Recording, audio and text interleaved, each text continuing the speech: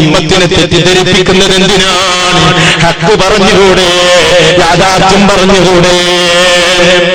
അപ്പോൾ ഖാതമിന് അന്തിമൻ എന്ന് തന്നെയാണ് അർത്ഥം. അത് ഗണ്ണിക്കാൻ കൊണ്ടുവരുന്ന സംഭവങ്ങളൊക്കെയും ഇവർക്ക് തന്നെ എതിരാണ്. സാധാരണ ഇവരും പറയാറുള്ള മറ്റൊരു സംഭവം ഏതാണെന്നോ, ഒരിക്കൽ നബി സല്ലല്ലാഹു അലൈഹി വസല്ലം അതാ അബ്ബാസ് റളിയല്ലാഹു അൻഹുവിനോട് പറയുകയാണ്. അബ്ബാസിനോട് നബി തങ്ങൾ പറഞ്ഞത് എന്തെന്നറിയുമോ?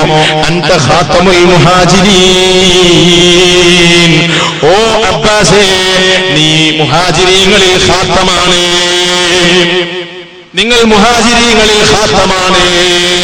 അപ്പോ ഖാദിയാനി മൗലവി ചോദിച്ചു എന്നോടൊരിക്കൽ, അല്ല മൗലവി, നിങ്ങൾ പറയുന്നു ഖാതമിന് അന്തിമൻ എന്നല്ലേ അർത്ഥമെന്ന്, എങ്കിൽ നബിതങ്ങൾ അബ്ബാസ് റളിയല്ലാഹു അൻഹുവിനോട് പറഞ്ഞില്ലേ അൻത ഖാതമുൽ മുഹാജിരീൻ എന്ന് പറഞ്ഞില്ലേ? അങ്ങനെയാണെങ്കിൽ ഹിജ്റ ചെയ്തവരിൽ അവസാനത്തെ മുഹാജിറാണ് നിങ്ങളെന്ന് പറയേണ്ടി വരില്ലേ? പിന്നെ ലോകത്ത് ഹിജ്റയില്ലെന്നാണോ? പിന്നെ ലോകത്ത് മുഹാജിറില്ലെന്നാണോ? അബ്ബാസ് റളിയല്ലാഹു അൻഹു കഴിഞ്ഞാൽ പിന്നെ ലോകത്താരെങ്കിലും ഹിജ്റ ചെയ്താൽ അവൻ മുഹാജിറല്ലെന്ന വാദം നിങ്ങൾക്കുണ്ടോ എന്നൊരു മൗലവി എന്നോട് ചോദിച്ചു. എന്നാലോ ഇവിടെയും നിങ്ങൾ കാര്യം മനസ്സിലാക്കണം, ദുർവ്യാഖ്യാനമാണ്. ഖാതമിന് ശ്രേഷ്ഠൻ എന്നർത്ഥം കൊടുക്കാൻ പലപ്പോഴും ദുർവ്യാഖ്യാനമാണ് പലപ്പോഴും ഇവരുടെ സമീപന രീതി.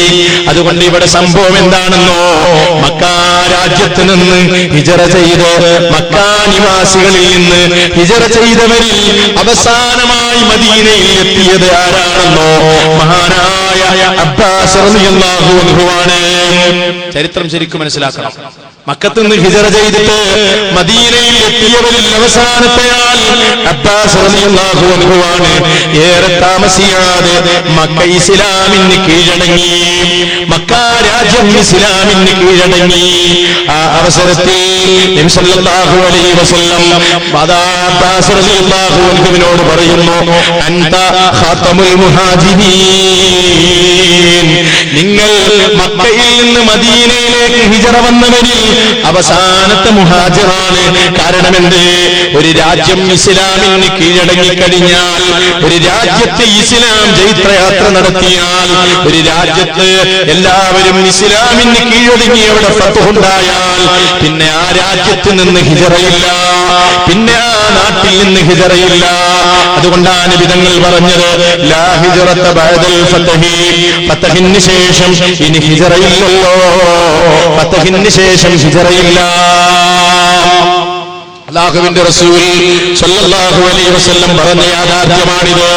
അതുകൊണ്ട് എന്റെ ശ്രോതാക്കൾക്ക് ബോധ്യപ്പെട്ടിരിക്കും. സൂറത്തുൽ അഹ്സാബിൽ അല്ലാഹു പറഞ്ഞത് എന്ത്? ഖാതമുൻ നബിയ്യീൻ എന്ന് പറഞ്ഞില്ലേ? അത് അമ്പിയാക്കന്മാരിൽ അവസാനത്തെ ആള് എന്നതിന്റെ അർത്ഥം. അത് ഗണ്ണിക്കാൻ എന്ത് കൊണ്ടുവന്നാലും അത് നടക്കൂല. അത് സാധാരണ അത് അവർക്ക് തന്നെ എതിരാകാറുള്ളത്. ഇത് നിങ്ങൾ നോക്കൂ, ഈ ആയത്തെപ്പോഴാണ് ഇറങ്ങിയത്? ഈ ആയത്തെപ്പോഴാണ് ഇറങ്ങിയത്? ആയത്ത് ഇറങ്ങിയ പശ്ചാത്തലം പഠിച്ചാൽ ഒന്നുകൂടെ വളരെ വ്യക്തമാകും. എപ്പോഴാണ് ആയത്തിറങ്ങിയതെന്നോ, അറബികൾക്കിടയിൽ ഒരു സമ്പ്രദായം നിലനിന്നിരുന്നു. ശരിക്കും മനസ്സിലാക്കിക്കോ, അറബികൾക്കിടയിൽ ഒരു സമ്പ്രദായം നിലനിന്നിരുന്നു. ഏതാണ് ആ സമ്പ്രദായം എന്നോ? ദത്തുപുത്രന്മാരെ, വളർത്തുപുത്രന്മാരെ സ്വന്തം പുത്രന്മാരായി ഗണിക്കുന്ന സമ്പ്രദായം ആർക്കിടയിലുണ്ടായിരുന്നു? അറബികൾക്കിടയിൽ നിലനിന്നിരുന്നു. ദത്തുപുത്രന്മാര് സ്വന്തം പുത്രന്മാരായിട്ട് അറബികൾ കണ്ടിരുന്നത്. അങ്ങനെയിരിക്കെ മഹാനായ നബി സല്ലല്ലാഹു അലൈഹി വസല്ലം തന്റെ ദത്തുപുത്രനായി സ്വീകരിച്ചത് സയ്യിദ് റളിയല്ലാഹു അൻഹുവിനെയാണ്. സയ്യിദ് റളിയല്ലാഹു അൻഹുവിനെ നബി തന്റെ ദത്തുപുത്രനായി സ്വീകരിച്ചിരുന്നു, തന്റെ വളർത്തുപുത്രനായി സ്വീകരിച്ചിരുന്നു. സയ്യിദിനെ വളർത്തിയത് നബിയാണ്, സയ്യിദ് നബിയുടെ ദത്തുപുത്രനാണ്. അതുകൊണ്ട് അറബികളില്ലതാ പലരും സയ്യിദ് റളിയല്ലാഹു അൻഹുവിനെ വിളിച്ചത് സയ്യിദ് ബിൻ മുഹമ്മദ് എന്നാണ്. മുഹമ്മദിന്റെ മോൻ സയ്യിദ് എന്നാണ് സയ്യിദ് റളിയല്ലാഹു അൻഹുവിനെ ആളുകൾ വിളിച്ചത്. ഈ സമ്പ്രദായം നിർത്തലാക്കണം. ദത്തുപുത്രന്മാര് സ്വന്തം പുത്രന്മാരായി പരിഗണിക്കുന്ന ഏർപ്പാട് നിർത്തലാക്കണം. അത് നിർത്തലാക്കുന്നതിന് വേണ്ടി അല്ലാഹു ചെയ്തതെന്തെന്നറിയുമോ? സയ്യിദ് റളിയല്ലാഹു അൻഹു വിവാഹം ചെയ്തിട്ട് അതാ കുറച്ചു നാൾ ജീവിച്ചിട്ട് വിവാഹമോചനം ചെയ്ത സ്ത്രീയാണല്ലോ സൈനബ് റളിയല്ലാഹു അൻഹ. ആ സൈനബ് റളിയല്ലാഹു അൻഹയെ നബിയോട് വിവാഹം ചെയ്യാൻ അല്ലാഹു കൽപ്പിച്ചു. സെയ്ദ് റളിയല്ലാഹു അൻഹുവിന്റെ വിവാഹമോചിതയായ സൈനബ് റളിയല്ലാഹു അൻഹയെ വിവാഹം ചെയ്യാൻ അല്ലാഹുവിന്റെ റസൂലിനോട് അല്ലാഹു കൽപ്പിച്ചു. എന്തുകൊണ്ടാണ് ഈ കൽപ്പന കൊടുത്തതെന്നോ?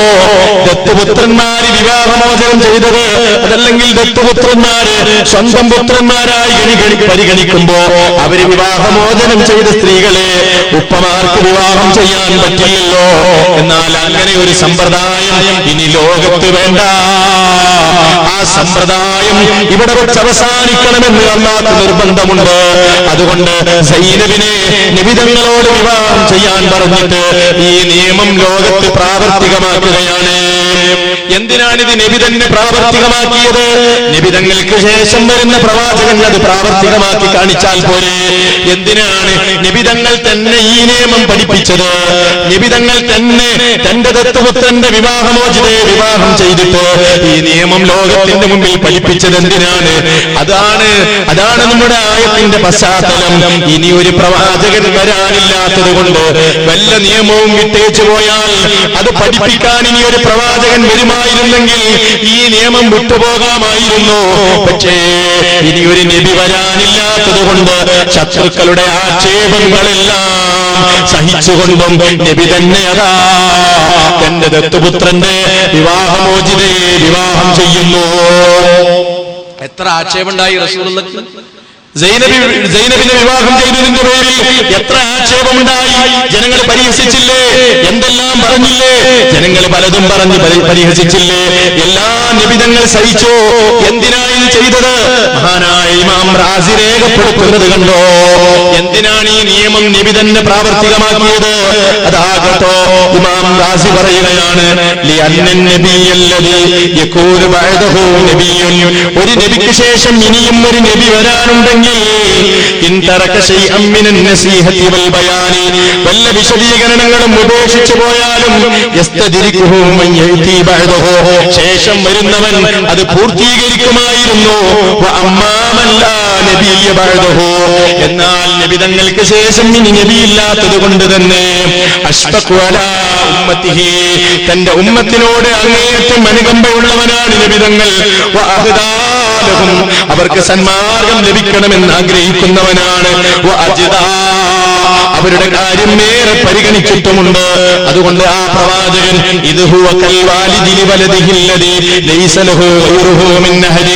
പിതാവല്ലാതെ ഉപ്പയല്ലാതെ ഒരു മകന് വേറെ ആരുമില്ല.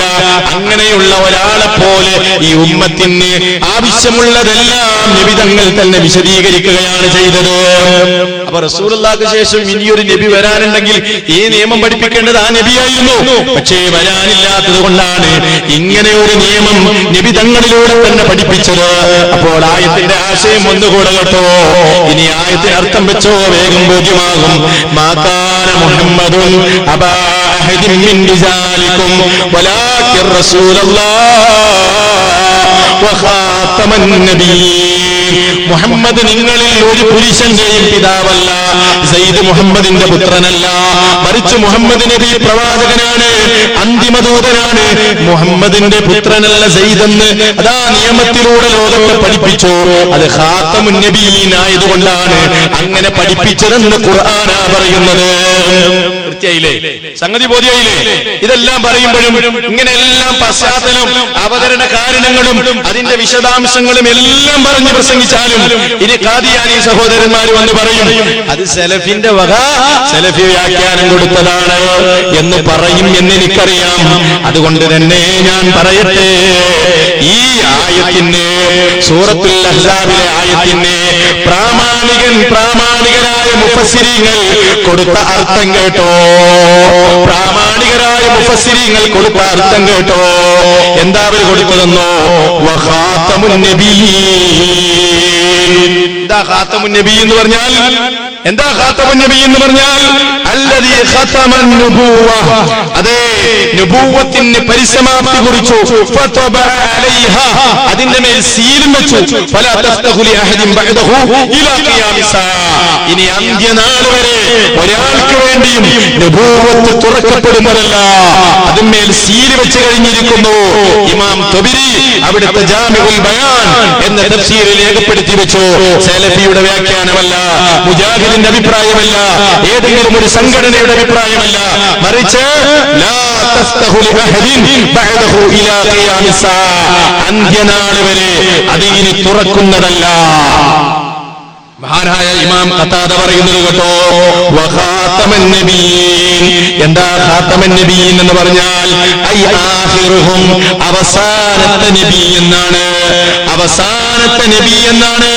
ഇനിയും കേട്ടോ, ഇനിയും കേട്ടോ എന്റെ സഹോദരന്മാരെ, ഇനിയും കേട്ടോ. അതാ ഭാഷാ നിഘണ്ടുവായ അറബി ഭാഷയുടെ അർത്ഥം പറയുന്ന ഭാഷാ ഗ്രന്ഥമായ അൽ മുഫ്രദാത്ത് എന്ന ഗ്രന്ഥത്തിൽ ഖാതമുൻ നബിയീന് അർത്ഥം കൊടുക്കുന്നുണ്ട്. അവിടെ ഇങ്ങനെയാണ് അർത്ഥം കൊടുത്തത്, ഐ തമ്മമഹാ ബിമജീഇഹി, നബിതങ്ങൾ വന്നതോടെ അമ്പിയാക്കന്മാർക്ക് പൂർണ്ണമായി. ഐ തമ്മമഹാ ബിമജീഇഹി, നബിതങ്ങൾ വന്നതോടെ അമ്പിയാക്കന്മാർക്ക് പരിസമാപ്തി കുറിച്ചു. കൃത്യല്ലേ? ഇതെല്ലാം പറഞ്ഞാൽ ചിലപ്പോ ഖാദിയാനി സഹോദരന്മാര് പറയും, അതൊക്കെ നിങ്ങളെ മുഫസ്സിരീങ്ങൾ എഴുതി വെച്ചതല്ലേ, അതൊന്നും ഞങ്ങൾക്ക് സ്വീകാര്യമല്ല, അതൊന്നും ഞങ്ങൾ സ്വീകരിക്കുകയില്ല. ഞങ്ങൾ ഖാത്തം എന്ന് പറഞ്ഞാൽ സമൂഹനാമത്തിന്റെ കൂടെ ചേരുമ്പോ ശ്രേഷ്ഠൻ എന്ന് തന്നെ അർത്ഥം പറയുകയുള്ളൂ, അതല്ലാത്തതൊന്നും ഞങ്ങൾ പറയില്ല എന്ന് പറഞ്ഞു വാശി പിടിക്കുന്നവരാണല്ലോ ഖാദിയാനികൾ. എന്നിട്ട് സാധാരണക്കാരെ തെറ്റിദ്ധരിപ്പിക്കുന്നു. ഹക്കാണെങ്കിലോ ഒരു ലിബറേഷൻ അവരുടെ കയ്യിലില്ല, ഹക്കായ ഒന്നും അവരുടെ കയ്യിലില്ല. ഇസ്ലാമിനെ തെറ്റിദ്ധരിപ്പിക്കാൻ ചെയ്യുന്ന ഏർപ്പാടാണ്. എങ്കിൽ എനിക്ക് നിങ്ങളോട് പറയാനുള്ളത്, നിങ്ങളുടെ സ്വന്തം ആചാര്യൻ എഴുതി വെച്ചതെങ്കിലും നിങ്ങൾ അംഗീകരിക്കുമല്ലോ, മീർസ എഴുതി വെച്ചതെങ്കിലും നിങ്ങൾ അംഗീകരിക്കണ്ടേ. എന്താ മീർസ ഗുലാം അഹ്മദ് ഖാദിയാനി പറഞ്ഞത്? അദ്ദേഹം എന്താ പറഞ്ഞത്? അദ്ദേഹം ചില സന്ദർഭങ്ങളിലെല്ലാം നിബിതങ്ങളുടെ അവസാനത്തെ നബി എന്ന് പറഞ്ഞിട്ടുണ്ട്. അതെന്താണെന്നറിയോ? ഏത് കള്ളന്മാരാണെങ്കിലും അവരുടെ കൂടെ സത്യം മനസ്സിലാക്കാൻ അള്ള ചില തെളിവുകളൊക്കെ കൊടുക്കുമല്ലോ. അങ്ങനെ കരുതിയാൽ മതി. നിങ്ങൾ നോക്കൂ, നിങ്ങൾ അദ്ദേഹം പറഞ്ഞതെല്ലാം വൈരുദ്ധ്യമാണ്. ആവശ്യമെങ്കിൽ ഇനിയും അതിന്റെ വൈരുദ്ധ്യങ്ങളിലേക്ക് കടന്നു പോകാം. ഖാദിയാനിസം എന്ന് പറഞ്ഞാൽ അത് കുറച്ചു നേരം കൊണ്ടൊന്നും വിശദീകരിക്കാൻ കഴിയൂല. അത് വൈരുദ്ധ്യങ്ങളുടെ കലവറയാണ്.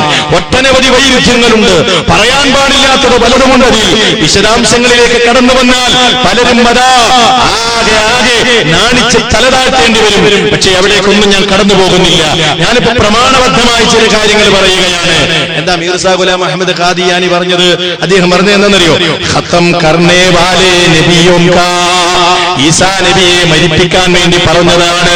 ഖത്തം കർണേ വാലേ നബിയും കാ, നമ്മുടെ നബിയോടുകൂടെ അമ്പിയാക്കന്മാർക്ക് പരിസമാപ്തി കുറിച്ചിട്ടുണ്ട്. ഹമാരേ നബി സല്ലല്ലാഹു अलैहि वसल्लम पर नबूवत खत्मो चकी है. ഉറുദുവിൽ അദ്ദേഹം പറഞ്ഞതാണ്, ഹമാരേ നബി സല്ലല്ലാഹു അലൈഹി വസല്ലം पर नबूवत खत्मो चकी है, നമ്മുടെ നബിയോട് അതാ നബൂവത്തിന് പരിസമാപ്തി കുറിച്ചിരിക്കുന്നു എന്ന് മീർസ ഗുലാം അഹ്മദ് ഖാദിയാനി പറഞ്ഞിട്ടുണ്ട്. നിങ്ങൾ അദ്ദേഹം തന്നെ പറഞ്ഞിട്ടുണ്ട്. ഇത് ഞാൻ എടത്തനാട്ടുകര എന്ന് പറയുന്ന പാലക്കാട് ജില്ലയിലെ എടത്തനാട്ടുകര എന്ന് പറയുന്ന സ്ഥലത്ത് ഇങ്ങനെ ഖാദിയാനിസം ഒരു വലിയ ചർച്ചയായി. പല സഹോദരന്മാർക്കും തെറ്റിദ്ധാരണയുണ്ടായി, ഇനിയൊരു പ്രവാചകനുണ്ടോ എന്ന്. വലിയ ഒരു തെറ്റിദ്ധാരണ വന്നപ്പോ ആളുകൾക്കൊക്കെ ഇവരുടെ പ്രസംഗം കേട്ടു വല്ലാത്തൊരു അസ്വസ്ഥത തോന്നിയപ്പോ അതാ അവിടെ കാര്യമങ്ങ് വിശദീകരിച്ചപ്പോ ആളുകൾക്ക് കാര്യം ബോധ്യമായി. പല സഹോദരന്മാരും ഹക്കിലേക്ക് തന്നെ മടങ്ങി വന്നു. ഞങ്ങൾക്ക് വലിയ അബദ്ധമാണ് സംഭവിച്ചതെന്ന് അവര് കുറ്റസമ്മതം നടത്തി. അവിടെ ഞാൻ ഈ സംഭവങ്ങളെല്ലാം ഉദ്ധരിച്ചിരുന്നു. മറുപടി പറയാൻ വന്നവർ തൊട്ടിട്ടേയില്ല, സ്പർശിച്ചിട്ടേയില്ല. അത് പറഞ്ഞവർക്കറിയാം. മനസാക്ഷി ഉണ്ടെങ്കിൽ അവരാണ് ഇവിടെ വരുന്നതെങ്കിൽ നമുക്ക് കാര്യം വീണ്ടും വിശദീകരിക്കാമല്ലോ. നോക്കൂ നിങ്ങൾ, എന്താ മീർസ ഗുലാം അഹ്മദ് ഖാദിയാനി തന്നെ അദ്ദേഹം പല സന്ദർഭങ്ങളിൽ നബിതങ്ങൾ അവസാനത്തെ നബിയാണെന്ന് ഞാൻ ഈ പറഞ്ഞ ആയത്ത് ഉദ്ധരിച്ചു പറഞ്ഞിട്ടുണ്ട്. എന്തേ മീർസക്ക് മനസ്സിലായില്ലേ? മീർസക്ക് മനസ്സിലായില്ലേ? എന്തേ നിങ്ങൾ പറയുന്നത്? നിങ്ങൾ നോക്കൂ, 1891 ഒക്ടോബർ 23 ഡൽഹി ജുമാ മസ്ജിദിൽ വെച്ച് മീർസ സാഹിബിന്റെ ഒരു പ്രസംഗം കേട്ടോ. എന്താ അദ്ദേഹം പറഞ്ഞതെന്നോ? 1891 ഒക്ടോബർ 23 ഡൽഹിയിലെ ജുമാ മസ്ജിദിൽ വെച്ച് മീർസ സാഹിബ് പ്രസംഗിക്കുകയാണ്. എന്താ അദ്ദേഹം പ്രസംഗിച്ചത്? ഈ കാര്യങ്ങളിലെല്ലാം അഹ്ലുസുന്നത്തി വൽ ജമാഅത്തിന്റെ അതേ വിശ്വാസങ്ങളാണ് എനിക്കുള്ളത്. ജനാബ് ഖാതമുൽ അംബിയാ നബി സല്ലല്ലാഹു അലൈഹി വസല്ലമയോട് പ്രവാചകത്വം അവസാനിച്ചതായി ഞാൻ വിശ്വസിക്കുന്നു. ഖതമുൻ നുബുവത്തിൽ വിശ്വസിക്കാത്തവർ ഇസ്ലാമിക വൃത്തത്തിൽ നിന്ന് പുറത്തും കാഫിറുമാണ് എന്ന കാര്യം മുസ്ലിങ്ങൾക്ക് മുമ്പാകെ ഈ വിശുദ്ധ ഗേഹത്തിൽ വെച്ച് ഞാൻ സത്യം ചെയ്യുന്നു. എവിടെയായിട്ടുള്ളത്? തബ്ലീഗ് റിസാലത്ത്, പരസ്യങ്ങളുടെ സമാഹാരം എന്നാണ് അതിന്റെ അർത്ഥം. ആ പുസ്തകത്തിന്റെ 2ാം വാല്യം പേജ് നമ്പർ 44 എഴുതി വെച്ചിരിക്കുന്നു. ഏവർക്കും വായിച്ചു നോക്കാം. അഹ്ലുസുന്നത്തിന്റെ നിലപാടാണ് എനിക്കുള്ളത്. ആ നിബിധങ്ങളിലൂടെ പ്രവാചകത്തിൽ തന്നെ പരിസമാപ്തി കുറിച്ചിരിക്കുന്നു. ഇനിയും നോക്കൂ നിങ്ങൾ. ഇതൊക്കെ മലയാളത്തിലാണെന്ന് പലരും പറയും. എങ്കിൽ നിങ്ങൾ നോക്കൂ, അറബിയിൽ തന്നെ വേണമെങ്കിൽ അതും ഞാൻ കൊണ്ടുവന്നിട്ടുണ്ട്. അറബിയിൽ തന്നെ മീർസാ ഗുലാം അഹ്മദ് പറഞ്ഞിട്ടുണ്ട്. എന്ത്? നിബിധങ്ങൾ അന്തിമ ദൂതനാണ്. ഖാതമുൻ നബിയീൻ എന്ന പദം വ്യാഖ്യാനിച്ച് പദക്കസർത്തുകളിലൂടെ ഈ ഉമ്മത്തിലെ മെമ്പർമാരെ തെറ്റിദ്ധരിപ്പിക്കുന്ന സഹോദരന്മാരെ, നിങ്ങൾക്ക് സ്വന്തം ആചാര്യന്റെ പുസ്തകം വായിച്ചു നോക്കിക്കൂടെ? ഖാതമുൻ നബിയീൻ എന്ന പദത്തിന് മീർസ എഴുതി വെച്ചതെന്താണ്? മീർസ സാഹിബ് വ്യാഖ്യാനം നൽകിയതെന്താണ്? അർത്ഥം നൽകിയതെന്താണ്?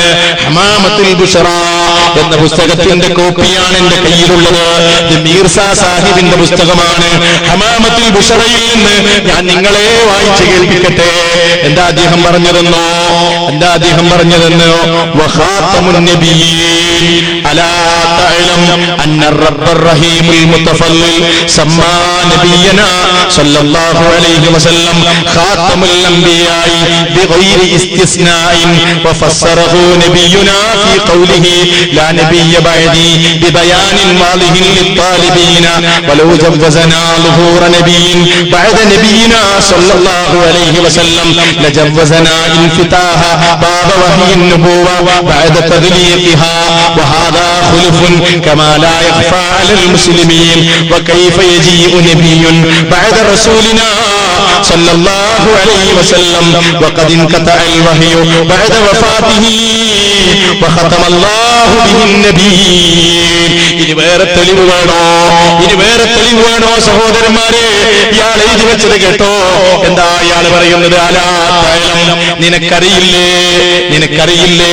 ഞാനൊരു വാചകത്തിന്റെ തല വായിച്ചതല്ല, ഞാനൊരു വാചകത്തിന്റെ അവസാനം വായിച്ചതല്ല. അതാദ്യം മുതൽ ആ സെന്റൻസ് അവസാനിക്കുന്നത് വരെയാണ് വായിച്ചത്. മീർസ പറയുന്നു, അലാ തഅലം, നിനക്കറിയില്ലേ? അന്ന റബ്ബർ റഹീമുൽ മുതഫല്ലിൽ, അതാ ഉദാരവാനായ കരുണാവാരിധിയായ റബ്ബില്ലേ, സമ്മാ നബിയനാ സല്ലല്ലാഹു അലൈഹി വസല്ലം, നമ്മുടെ നബിക്ക് അല്ലാഹ് പേര് വെച്ചതെന്തെന്നോ? ഖാതമുൽ അംബിയാ. എന്താ പേര് വെച്ചത്? ഖാതമുൽ അംബിയാ ബിഗൈരി ഇസ്തിസ്നാഇൻ, ഇസ്തിസ്ന കൂടാതെ. അറബി ഭാഷ അറിയുന്നവർക്കറിയാം, ഇസ്തിസ്ന കൂടാതെ പേര് വെച്ചിരിക്കുകയാണ്. വഫസ്സറഹു നബിയുനാ ഫീ ഖൗലിഹി, നമ്മുടെ നബി ആ ആയത്തിനെ വ്യാഖ്യാനിക്കുകയും ചെയ്തു. എന്താ നബി പറഞ്ഞതെന്നോ? ലാ നബിയ്യ ബഅദി. ഏതിനാ വ്യാഖ്യാനം കൊടുത്തത് നബി? വ്യാഖ്യാനം കൊടുത്തത് ഖാതമുൽ അംബിയാ എന്ന പദത്തിന് നബി കൊടുത്ത വ്യാഖ്യാനമാണ് ലാ നബിയ്യ ബഅദി. ആരെ എഴുതി വെച്ചത്? മീർസാ ഗുലാം അഹ്മദ് ഖാദിയാനി. എന്നിട്ട് ഖാദിയാനി സഹോദരന്മാര് പറയാണ്, അത് സമൂഹനാമത്തോടു കൂടെ ചേരുമ്പോൾ ശ്രേഷ്ഠൻ എന്നേ അർത്ഥം കിട്ടുകയുള്ളൂ, അത് മുജാഹിദുകൾ ദുർവ്യാഖ്യാനിക്കുന്നതാണ്. എന്താണ് ഈ പറയുന്നത്?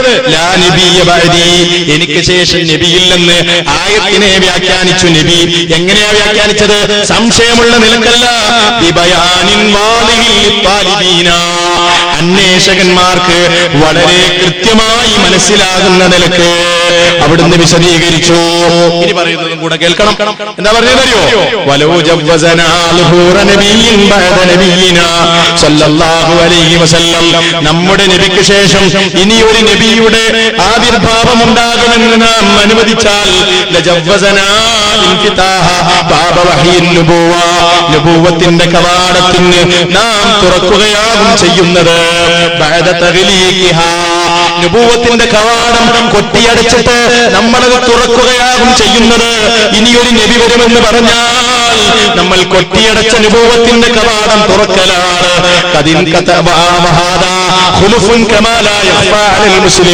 ഇത് വിരോധാഭാസമാണ്, ഇത് മുസ്ലിമീങ്ങൾക്ക് അറിയാത്ത സംഗതിയല്ല, അവ്യക്തമല്ല.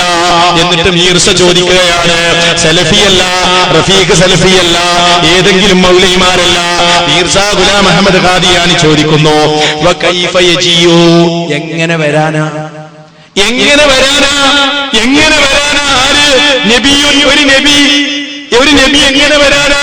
ബഅദ റസൂലിനാ സല്ലല്ലാഹു അലൈഹി വസല്ലം, നമ്മുടെ റസൂലിന് ശേഷം ഖദിൻ ഖതഅൽ വഹ്യു, വഹ്യ് നിലച്ചു പോയില്ലേ, മുറിഞ്ഞു പോയില്ലേ? ബഅദ വഫാത്തിഹി, അവിടുത്തെ വിയോഗത്തോടുകൂടെ വഖതമല്ലാഹു ബിഹി നബിയീൻ, അമ്പിയാക്കന്മാർക്ക് അല്ലാഹു പരിസമാപ്തി കുറിക്കുകയും ചെയ്തില്ലേ? ഇനി ഒരു നബി എങ്ങനെ വരാനാണ്? മീർസ ചോദിക്കുന്നു, ഇനി ഒരു നബി എങ്ങനെ വരാനാണ്? നമുക്കും ചോദിക്കാനുള്ളത് അത് തന്നെയാണ്, ഇനി ഒരു നബി എങ്ങനെ വരാനാണ്? നിബിതങ്ങളുടെ വിയോഗത്തോടെ അതാ ആ വഹീന് തിരശ്ശീല വീണല്ലോ, ആ വഹീ മുറിഞ്ഞുപോയില്ലേ? ഇനി എങ്ങനെ ഒരു നബി വരാനാണ് സഹോദര? അതുകൊണ്ട് ഇനിയൊരു നബി വരാനില്ല. അപ്പൊ ചില ആളുകൾ പറയും, എന്താ പറയുന്നത്?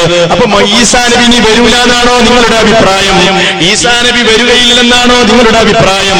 ഈസാ നബിയുടെ വിഷയം വേറെയാണ്. ഈസാ നബിയുടെ കാര്യം പറയുന്നുണ്ട്. ഈസാ നബിനെ മരിപ്പിക്കലാണല്ലോ നിങ്ങളുടെ ജോലി. ഈസാ നബി മരിച്ചെങ്കിലേ നിങ്ങൾക്ക് നീർസയെ സ്ഥാപിക്കാൻ പറ്റൂ. അത് ഞങ്ങൾക്കറിയാം. ഈസാ നബി മരിച്ചിട്ടുണ്ടോ? അതല്ല ജീവിച്ചിരിക്കുന്നുണ്ടോ?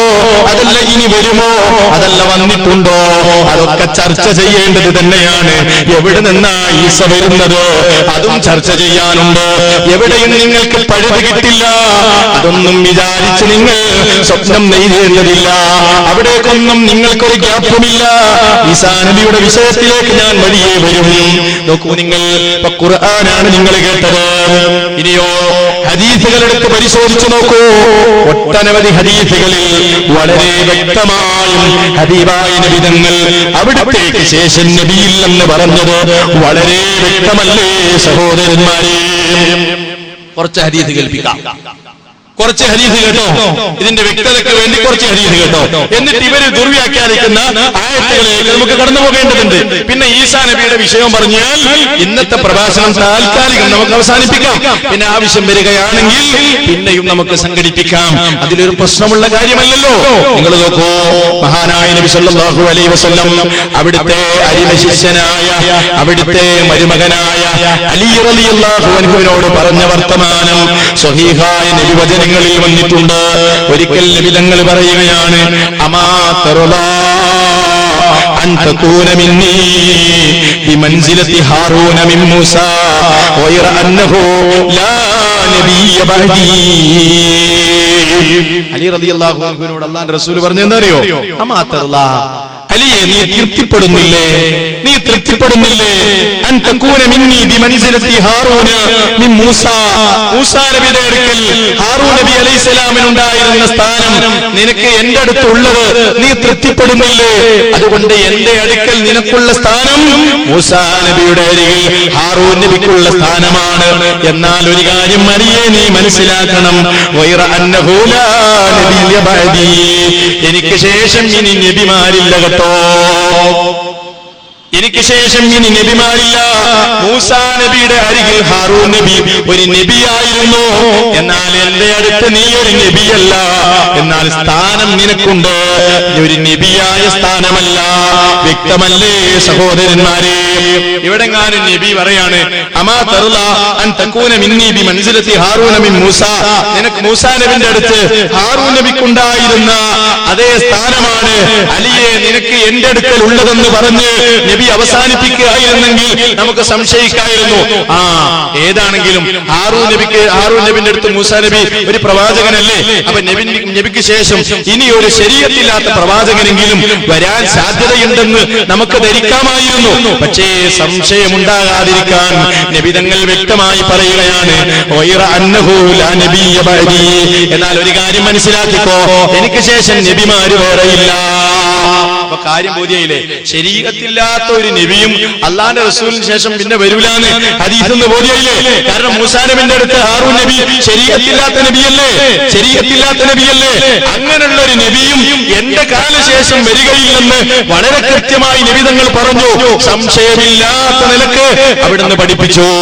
ഈ ഹദീസ് ഞാൻ പലയിടത്തും ഉദ്ധരിച്ചപ്പോ എന്റെ പ്രിയപ്പെട്ട ഖാദിയാനി സഹോദരന്മാര് പറഞ്ഞു, അത് അലിയാർക്ക് മാത്രം ബാധകമാണ്, അത് അലി തങ്ങൾക്ക് മാത്രം ബാധകമാണ്, അലി റളിയല്ലാഹു അൻഹുവിന് മാത്രം ബാധകമാണ്, ബാക്കി ആർക്കും അത് ബാധകമല്ല എന്നവര് സ്വന്തം വ്യാഖ്യാനം എന്ന് പറഞ്ഞപ്പോ ഞാൻ ചോദിച്ചു, എവിടെയാണ് അലിയാർക്ക് മാത്രമാണത് ബാധകമെന്ന് പറഞ്ഞത്? ഏത് ഹദീസിന്റെ കിതാബിലാണ് അങ്ങനെ പറഞ്ഞത്? ഏത് മുഹദ്ദിസാണ് അങ്ങനെ വ്യാഖ്യാനിച്ചത്? ഏത് പണ്ഡിതനാണ് അങ്ങനെ ശറഹ് നൽകിയത്? അത് അലിക്ക് മാത്രം ബാധകമാണെന്ന് എങ്കിൽ ആ ശറഹ് ഒന്ന് കൊണ്ടുവരണ്ടേ നിങ്ങൾ? ആ വ്യാഖ്യാനം ഒന്ന് കൊണ്ടുവരണ്ടേ നിങ്ങൾ? അതല്ലേ നിങ്ങൾ നീതിബോധമുണ്ടെങ്കിൽ ചെയ്യേണ്ടതല്ലേ? അത് അലിതങ്ങൾക്ക് മാത്രം ബാധകമല്ല, മറിച്ച് ലോകത്തുള്ളവരല്ല, ഇനി നബിതങ്ങൾക്ക് ശേഷം ആര് പ്രവാചകത്വം ബാധിച്ചാലും അവർക്കൊക്കെ ബാധകമാണ്. അലിതങ്ങൾ പ്രവാചകത്വം ബാധിച്ചിട്ടില്ല, പക്ഷേ ഇനി ആര് ബാധിച്ചാലും അവർക്കൊക്കെ അത് ബാധകമാണ്. കാരണം നബിയില്ലെന്നല്ലേ പറഞ്ഞത്? ഈ ഹദീസ് വ്യാഖ്യാനിച്ചിട്ട് അതാ ബുഖാരിയുടെ വ്യാഖ്യാനമായ ഫത്ഹുൽ ബാരിയുണ്ട്, അതെല്ലാവർക്കും സുപരിചിതമാണ്. ഫത്ഹുൽ ബാരിക്ക് പുറമെ ബുഖാരിക്ക് മറ്റൊരു വ്യാഖ്യാനമുണ്ട്, അത് ഫൈദുൽ ബാരിയാണ്. ആ ഫൈദുൽ ബാരിയിൽ കാണാം, കമാ വഖഅ ലിമീർസാ ഗുലാം അഹ്മദുൽ ഖാദിയാനി ഫദ്ദഅൻ നുബുവ്വ ലഅനഹുല്ലാഹ്. ആ ഫൈദുൽ ബാരിയുടെ കർത്താവ് എഴുതി വെക്കുകയാണ്, ഈ ഹദീസ് ബാധകമാണ്, എല്ലാവർക്കും ബാധകമാണ്. കമാ വഖഅ ലിമീർസാ ഗുലാം അഹ്മദ് ഖാദിയാനി. മീർസാ ഗുലാം അഹ്മദ് ഖാദിയാനി ചെയ്തതുപോലെ പ്രവാചകത്വം ബാധിക്കുന്നവർക്കൊക്കെ ഈ ഹദീസ് ബാധകമാണ്. മീർസ പ്രവാചകത്വം ബാധിച്ചിട്ടുണ്ട്, അതുകൊണ്ട് അല്ലാഹു അദ്ദേഹത്തെ ശപിക്കട്ടെ എന്ന് ഹദീസിന്റെ വ്യാഖ്യാനത്തിൽ പണ്ഡിതന്മാർ എഴുതി വെച്ചിട്ടുണ്ട്. വളരെ കൃത്യമാണ്. അപ്പൊ നോക്കൂ നിങ്ങൾ, ശരീഅത്തില്ലാത്ത ഒരു നബി വരുമെന്ന് പോലും പറയാൻ ഒരു ചാൻസും ഇല്ലാത്ത വിധം നബിതങ്ങൾ വിശദീകരിച്ചു. ഇനി ഒരു ഹദീസ് കൂടെ കേട്ടോ, വേറെയും ധാരാളം ഹദീസുകളുണ്ട്. എല്ലാ ഹദീസുകളിലേക്കും ഞാൻ കടന്നു പോകുന്നില്ല, ചിലത് മാത്രം ഞാൻ നിങ്ങളെ ഓർമ്മപ്പെടുത്തുകയാണ്. ഇതൊക്കെ പറയുമ്പോഴും ചിലരുടെ മനസ്സിൽ ചില സംശയങ്ങൾ ഉണ്ടാകുമല്ലോ, അത് പൂർണ്ണമായും നീക്കം ചെയ്യാനാണ് ഞാൻ വിശദീകരിക്കുന്നത്. അല്ലാഹുവിന്റെ റസൂൽ ഒരു അവസരത്തിൽ പറഞ്ഞു, എന്താ പറഞ്ഞെന്നറിയോ? സയകൂനു ഫീ ഉമ്മത്തി 30 കദ്ദാബൂന കുല്ലുഹും യസ്ഉമു അന്നഹു നബിയ്യുൻ വ അന ഖാതമുൻ നബിയ്യീൻ ലാ നബിയ്യ ബഅദീ. അല്ലാഹുവിന്റെ റസൂൽ പറയുന്നു, സയകൂനു ഫീ ഉമ്മത്തി, എന്റെ ഉമ്മത്തിൽ ഉണ്ടാകാൻ പോകുന്നു 30 കദ്ദാബൂന, 30 കള്ളന്മാര്, കുല്ലുഹും യസ്ഉമു അന്നഹു നബിയ്യുൻ, ആ 30 പേരും വാദിക്കും ഞാൻ പ്രവാചകനാണെന്ന്. എന്നാൽ നിങ്ങൾ മനസ്സിലാക്കണം, വഅന ഖാതമുൻ നബിയ്യീൻ, ഞാൻ അമ്പിയാക്കന്മാരിൽ ഖാതമാണ്, ലാ നബിയ്യ ബഅദീ, എനിക്ക് ശേഷം നബിമാരില്ല. സംശയമുണ്ടോ? എത്ര വ്യക്ത നബി പറയാ, 30 കള്ളന്മാര് പ്രവാചകത്വം ബാധിച്ച് എന്റെ സമുദായത്തിൽ വരും. ആ 30 ആളുകളിൽ എല്ലാവരും പറയുന്നത് ഞാൻ നബിയായിരിക്കും, അതുകൊണ്ട് അറിഞ്ഞേക്കണം ഞാൻ ഖാതമാണ്, ലാ നബിയ്യ ബഅദീ, എനിക്ക് ശേഷം ഇനി നബിമാരില്ല എന്ന് വളരെ കൃത്യമായി പറഞ്ഞു. അതുകൊണ്ട് ഒരിക്കലും തന്നെ അവിടുത്തെ സ്വഹാബാക്കൾ സംശയിച്ചില്ല. കള്ള നബിമാര് വരുമെന്ന് പറഞ്ഞ നബി ഒരു സത്യപ്രവാചകൻ വരുമെങ്കിൽ പറയേണ്ടതില്ലേ? വിനീതരെ നിഷ്പക്ഷമായി ചിന്തിക്കൂ, ബുദ്ധി ആർക്കു മുമ്പിലും പണയം വെക്കാത്തവരെ ആലോചിക്കൂ. 30 കള്ളന്മാർ ഈ ഉമ്മത്തിൽ വരുമെന്ന് പഠിപ്പിച്ച നേതാവ് ഒരു സത്യപ്രവാചകൻ ഈ ഉമ്മത്തിൽ വരുമെങ്കിൽ അത് പറയേണ്ടതില്ലേ? ഒരുപാട് ആളുകൾ കാഫിറായി പോകുന്ന, ഒരുപാട് ആളുകൾ മുസ്ലിമീങ്ങളായി വേർതിരിക്കപ്പെടുന്ന ഒരു സത്യപ്രവാചകന്റെ നിയോഗം ഈ ഉമ്മത്തിൽ ഉണ്ടാകുമായിരുന്നെങ്കിൽ ഹബീബായ നബി തങ്ങൾ അത് പറയേണ്ടതില്ലേ? പക്ഷേ അത് പറയാതെ കള്ളപ്രവാചകന്മാരുണ്ടെന്ന് മുന്നറിയിപ്പ് നൽകിയപ്പോ അതാ അവിടുത്തെ സ്വഹാബത്ത്, അവിടുത്തെ മജ്ലിസിൽ നിന്ന് ദീൻ പഠിച്ച സ്വഹാബിമാര് കള്ളപ്രവാചകത്വവുമായി വന്ന ആളുകളെ ഒരു നിമിഷം പോലും സംശയിച്ചില്ല. അപ്പോൾ തന്നെ അവരെ വരവരുത്തുകയല്ലേ ചെയ്തത്? മുസൈലിമത്തുൽ കദ്ദാബിനെയും അസ്വദുൽ അൻസിയെയും തുടർന്ന് ചരിത്രത്തിന്റെ വിവിധ കാലഘട്ടങ്ങളിൽ കടന്നു വന്ന കള്ളപ്രവാചകന്മാർക്കെതിരെ മുസ്ലിം സമുദായം ആദ്യത്തെ നിമിഷത്തിൽ തന്നെ ഒരു ലിബറേഷൻ സംശയിക്കാതെ ഒറ്റയടിക്ക് അവരെ തകർക്കുകയും അവർക്കെതിരെ പോരെടുക്കുകയും ചെയ്തില്ലേ? എന്തേതോ ഒരു പ്രവാചകൻ വരാനുണ്ടെങ്കിൽ സ്വഹാബത്തെങ്കിലും സംശയിക്കേണ്ടതില്ലേ? ഒരു സത്യപ്രവാചകൻ വരാനുണ്ട്. അതുകൊണ്ട് ഈ പ്രവാചകത്വം വാദിക്കുന്ന ആള് സത്യവാദിയാണോ അസത്യവാദിയാണോ പരിശോധിച്ചതിന് ശേഷമല്ലാതെ നമുക്ക് തീർച്ച കൽപ്പിക്കാനാവില്ല എന്ന് പറഞ്ഞിട്ട് ഒരു സംശയമെങ്കിലും പ്രകടിപ്പിച്ചോ മുസൈലിമയോട്, അസ്വദുൽ അൻസിയോട്? ഇല്ല. സഹാബാക്കൾ ആദ്യത്തെ നിമിഷം തന്നെ അവരുടെ ഖണ്ഡകോടാലികളായിരുന്നു.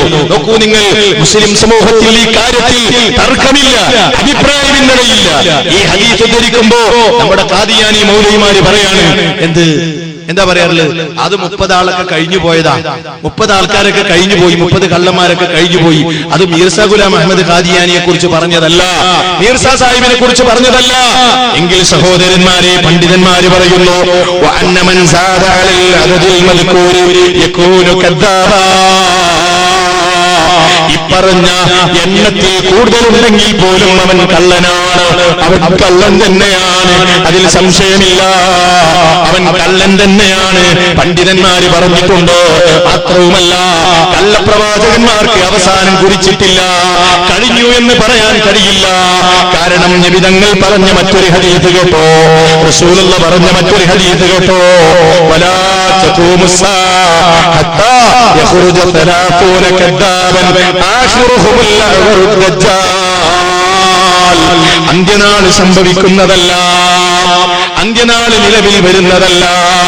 ഹത്താ യഖ്റുജ 30 കദ്ദാബ, 30ഓളം കള്ളന്മാര് വരുന്നത് വരെ. ആഖിറുഹും, അവരിൽ അവസാനത്തെ ആളാരാണെന്നോ? അൽ അഅ്വറുദ് ദജ്ജാൽ, ഒറ്റക്കണ്ണനായ ദജ്ജാലാണ്. അവരിൽ അവസാനത്തെ ആള് ദജ്ജാലാണ്, ഒറ്റക്കണ്ണനായ വലിയൊരു ദജ്ജാൽ ഈ ലോകത്തേക്ക് വരാനുണ്ടല്ലോ. ആ ദജ്ജാൽ വരുമ്പോഴേ കള്ളപ്രവാചകത്വത്തിന് അവസാനം കുറിക്കൂ എന്ന് ഹബീബായ നബി തങ്ങൾ വളരെ കൃത്യമായി പറഞ്ഞു തന്നിരിക്കുന്നു. അപ്പൊ ഹദീസുകളിലൊക്കെ വ്യക്തമാണ്. നീ നോക്കൂ നിങ്ങൾ, സ്വഹീഹ് മുസ്ലിമിലും ബുഖാരിയിലുമുള്ള മറ്റൊരു വചനം കേട്ടോ. ഒരിക്കൽ നബി സല്ലല്ലാഹു അലൈഹി വസല്ലം പറയുകയാണ്, അമ്പിയാക്കന്മാരുടെ ബിൽഡിംഗ് സുന്ദരമായ ഒരു ബിൽഡിംഗ് ആണ്. ആ ബിൽഡിംഗ് കാണാൻ നല്ല സൗന്ദര്യമുണ്ട്, അത് നല്ല ഭദ്രമായ തൂണുകളുള്ളതാണ്. അതിന്റെ അസ്ഥിവാരം ആദം അലൈഹിസ്സലാമാണ്. പിന്നെ വിവിധ കാലഘട്ടങ്ങളിൽ വന്ന പ്രവാചകന്മാരും മുർസലീങ്ങളുമാണ് ആ ബിൽഡിംഗിന്റെ ചുമരായി വർത്തിക്കുന്നത്. അങ്ങനെ ആ ബിൽഡിംഗിന്റെ മൂലയിൽ ഒരു ഭാഗം മാത്രം അവശേഷിച്ചിരിക്കുന്നു, ബിൽഡിംഗിന്റെ മൂലയിൽ ഒരു ഭാഗം മാത്രം അവശേഷിച്ചിരിക്കുന്നു. ഒരുപാട് കാലഘട്ടങ്ങളിൽ ജനങ്ങൾ കാത്തിരുന്നു ആ ബിൽഡിംഗ് ഒന്ന് പൂർണ്ണമായി കാണാൻ, ആ വീടൊന്ന് പൂർണ്ണമായി കാണാൻ, ആ വീടിന്റെ പണിയൊന്ന് കഴിയാൻ. അതാ ലോകം കാത്തിരുന്നപ്പോ അവസാനമായി ഞാനങ്ങ് വന്നതോടുകൂടെ ആ സുന്ദരമായ വീടിന്റെ പൂർണ്ണത കഴിഞ്ഞു, അതിന്റെ പണി പൂർത്തീകരിച്ചിരിക്കുകയാണ്. ഞാനും എന്റെ മുമ്പ് നിയോഗിക്കപ്പെട്ട പ്രവാചകന്മാരും അവരുടെ ഉദാഹരണം അല്ലാഹുവിന്റെ റസൂൽ പറയാ, അവരുടെ ഉദാഹരണം ഒരു വീട് ഒരാളുടെ പോലെയാണ്, ഒരു മനുഷ്യന്റെ പോലെയാണ്. അയാളൊരു വീട് നിർമ്മിച്ചു, ആ വീട് അയാൾ ഭംഗിയുള്ളതാക്കി, അതിനെ നന്നായി മോടി പിടിപ്പിച്ചു, നന്നായി അലങ്കരിച്ചു. അതിന്റെ മൂലകളിൽ നിന്നുള്ള ഒരു മൂലയിൽ ഒരു ഇഷ്ടിക മാത്രം അയാൾ വെച്ചില്ല. അങ്ങനെ ജനങ്ങൾ അത് വലയം, അതിങ്ങനെ തവാഫ് ചെയ്യാൻ തുടങ്ങി, അത് വലയം ചെയ്യാൻ തുടങ്ങി. ആ വീട് കണ്ടവർ ആശ്ചര്യപ്പെട്ടു, എന്തൊരു സുന്ദരമായ വീട്, എന്തൊരു ഭംഗിയുള്ള വീട്. അവര് പറയാൻ തുടങ്ങി, എന്തുകൊണ്ട് ഈ ഇഷ്ടിക വെച്ചില്ല, എന്തുകൊണ്ട് ഈ മൂല ഉപേക്ഷിച്ചു? റസൂലുള്ളാഹി പറയുന്നു, ഞാനാണ് ആ കല്ല്, ഞാനാണ് ആ ഇഷ്ടിക, ഞാൻ അമ്പിയാക്കന്മാരിൽ അന്തിമനാണ്, അമ്പിയാക്കന്മാരിൽ അവസാനത്തെ ആളാണ്, ഖാത്തമാണ് ബിൽഡിംഗാണ്. അല്ലാഹുവിന്റെ റസൂല് പറഞ്ഞില്ലേ, അമ്പിയാക്കന്മാരുടെ ബിൽഡിംഗ് ആകുന്ന ആ സൗധത്തിലേക്ക് ഇനി ഒരാളെ തിരികെ കയറ്റാൻ സാധ്യമല്ല. അതിന്റെ പണി പൂർത്തീകരിച്ചിരിക്കുകയാണ്. അതുകൊണ്ട് ഖാദിയാനി സഹോദരന്മാരെ, നിങ്ങളുടെ പ്രവാചകനെ നിങ്ങൾ എവിടെ കൊണ്ടുപോയി വെക്കാനാണ് ഏർപ്പാട്? എന്താ നിങ്ങളുടെ നിലപാട്? നിങ്ങളുടെ പ്രവാചകനെ എവിടെ കൊണ്ടുപോയി വെക്കും നിങ്ങൾ? അമ്പിയാവിന്റെ ബിൽഡിംഗിൽ ഇനി ഗ്യാപ്പില്ല കേട്ടോ. അവിടേക്ക് തിരികെ കയറ്റാൻ സാധ്യമല്ല. അവിടുന്ന് ഒന്നിനെ ഇറക്കാതെ ഒന്നിനെ അങ്ങോട്ട് കയറ്റാൻ സാധ്യമല്ല. അതുകൊണ്ട് കാര്യം വളരെ കൃത്യമാക്കണം. ഈ ഹദീസ് പറയുമ്പോ ചില ആളുകൾ പറയാറുള്ളത് എന്താണ്? അതൊക്കെ ശരീഅത്തുള്ള പ്രവാചകന്മാരെ കുറിച്ചാണ് പറഞ്ഞത്. ശരീഅത്തില്ലാത്ത പ്രവാചകന്മാരുടെ സൗദമല്ലത്. അത് ശരീഅത്തുള്ള പ്രവാചകന്മാരെ കുറിച്ച് പറഞ്ഞതാണെന്ന് പലരും തട്ടിവിടാറുണ്ട്. അങ്ങനെ വിടുന്നുവെങ്കിൽ അതിനും കൃത്യമായ വിശദീകരണമുണ്ട്. ഇൻഷാ അല്ലാഹ് ആവശ്യമെങ്കിൽ നമുക്ക് വഴിയെ പറയാം. നോക്കൂ നിങ്ങൾ, ഇതൊരു ഹദീസാണ്. എത്ര വ്യക്തമാണ്, എത്ര വ്യക്തമാണ്. നബി തങ്ങൾ വളരെ കൃത്യമായി പറഞ്ഞില്ലേ? ഒന്ന് രണ്ട് വചനങ്ങൾ കൂടെ കേട്ടോ. അല്ലാഹുവിന്റെ റസൂല് പറയുകയാണ്, കാനത്തു ബനൂ ഇസ്രായീല തസൂസുഹുൽ അംബിയാഉ കുല്ലമാ ഹലക നബിയ്യുൻ ഖലഫഹു നബിയ്യുൻ വഇന്നഹു ലാ നബിയ്യ ബഅദി വസയകൂനു ഖുലഫാഉ ഫയക്സുറൂൻ. സഹീഹുൽ ബുഖാരി. അല്ലാഹുവിന്റെ റസൂല് പറയുന്നു, കാനത്തു ബനൂ ഇസ്രായീൽ, ഇസ്രായേൽ സന്തതികളായിരുന്നു, തസൂസുഹുൽ അംബിയാ, അവരെ നിയന്ത്രിച്ചിരുന്നത് അമ്പിയാക്കന്മാരായിരുന്നു. ഇസ്രായേൽ സന്തതികളെ നിയന്ത്രിച്ചിരുന്നത് അമ്പിയാക്കന്മാരായിരുന്നു. കുല്ലമാ ഹലക നബിയ്യുൻ ഖലഫഹു നബിയ്യുൻ, ഒരു നബി മരിക്കുമ്പോഴേക്ക് വേറെ നബിമാർ വരും. ആരുടെ കൂട്ടത്തിൽ? ഇസ്രായേൽ ജനതയിൽ. എന്നാൽ വഇന്നഹു ലാ നബിയ്യ ബഅദി, എന്റെ ശേഷം ഇനി നബിമാരില്ല. വസയകൂനു ഖുലഫാഉ, എന്നാൽ ഖലീഫമാരുണ്ടാകാം. ഫയക്സുറൂന, അവര് ധാരാളം ഉണ്ടാകാം. എന്നാൽ നബിമാരില്ല. ഖലീഫമാരുണ്ടാകുമെന്ന് പറഞ്ഞ നബി, ഒരു നബി വരുമെങ്കിൽ അത് പറയേണ്ടതില്ലേ? ഒരു നബി വരുമെങ്കിൽ പറയേണ്ടതില്ലേ? മുസ്ലിമീങ്ങളെയും മുസ്ലിമീങ്ങളെയും ഈമാനും കുഫറിനെയും വേർതിരിക്കുന്ന ഒരു നബി വരുമെങ്കിൽ, ഖലീഫ വരുമെന്ന് പറഞ്ഞ, ഖുലഫാക്കൾ വരുമെന്ന് പറഞ്ഞ അല്ലാഹുവിന്റെ ദൂതർ ഒരു നബി വരുമെങ്കിൽ അതൊന്ന് പറയേണ്ടതില്ലേ? പറഞ്ഞോ ഹബീബ്, പറഞ്ഞോ? ഇല്ല എന്റെ വിനീതരെ. അതുകൊണ്ട് മനസ്സിലാക്കിക്കോ, അല്ലാഹുവിന്റെ റസൂലിന്റെ ശേഷം ഇനിയൊരു നബി ലോകത്തേക്ക് വരില്ല. ഈസാ അലൈഹിസ്സലാമിന്റെ വിഷയമല്ലാതെ ഒരു പുതിയ പ്രവാചകന്റെ നിയോഗമുണ്ടാകില്ല. പ്രവാചകത്വത്തിന് പരിസമാപ്തി കുറിച്ചിരിക്കുന്നു. ഞാനിപ്പോ ചരിത്രത്തിൽ നിന്ന് തെളിവ് പറഞ്ഞു, ഖുർആനിൽ നിന്ന് തെളിവ് പറഞ്ഞു, ഹദീസുകളിൽ നിന്ന് തെളിവ് പറഞ്ഞു, അതിനെ ഗണ്ണിക്കാൻ ഉദ്ധരിക്കുന്ന സംഭവങ്ങൾക്ക് വളരെ കൃത്യമായി മറുപടി പറഞ്ഞു. ഇതൊക്കെ പറഞ്ഞാലും ചില ആളുകൾ പറയാം, അല്ല ഖുർആനിൽ ആയത്തുണ്ടല്ലോ, ഇനി നബി വരുമെന്ന് പറയാം. ഖുർആനിൽ ആയത്തുണ്ടല്ലോ. ഏതാ ആയത്ത്? ഏതാണ് ആയത്ത്? അത് സൂറത്തു ആൽ ഇംറാനിലെ 181-ാമത്തെ ആയത്ത്. സൂറത്തു ആൽ ഇംറാനുള്ള ആയത്താണ്. ആ ആയത്തിൽ നബി വരുന്നത് ഉണ്ടല്ലോ എന്ന് പറഞ്ഞിട്ട് ആയത്തുമായി ചിലര് വരാറുണ്ട്. ഏതാണ് ആ ആയത്ത്? അതിന്റെ നിജസ്ഥിതി എന്താണ്? അതൊന്ന് കേട്ടോ. ഇവർ ഉദ്ധരിക്കുന്ന പല ആയത്തുകൾ എല്ലാം വിശദീകരിക്കാൻ സമയമില്ല. വിശദീകരിക്കുകയാണെങ്കിൽ വഴിയെ പറയാം. ഒരായത്ത് ഞാൻ ഉദാഹരണം പറഞ്ഞു തരാം.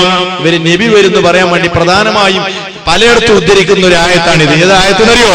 വഇദ് അഖദല്ലാഹു മീസാഖൻ നബിയ്യീന ലമാ ആതൈതുകും മിൻ കിതാബിൻ വഹിക്മത്തിൻ സുമ്മ ജാഅകും റസൂലുൻ മുസദ്ദിഖുൻ ലിമാ മഅകും ലതുഅ്മിനുന്ന ബിഹി വലതൻസുറുന്നഹു ഖാല അഖറർതും വഅഖദ്തും അലാ ദാലികും മിസ്രി ഖാലൂ അഖറർനാ ഖാല ഫശ്ഹദൂ വഅന മഅകും മിനശ് ശാഹിദീൻ. ആയത്തിൽ ഇങ്ങനെയാണ്, പ്രവാചകന്മാരുടെ കരാറ് അല്ലാഹു വാങ്ങിയ സന്ദർഭം.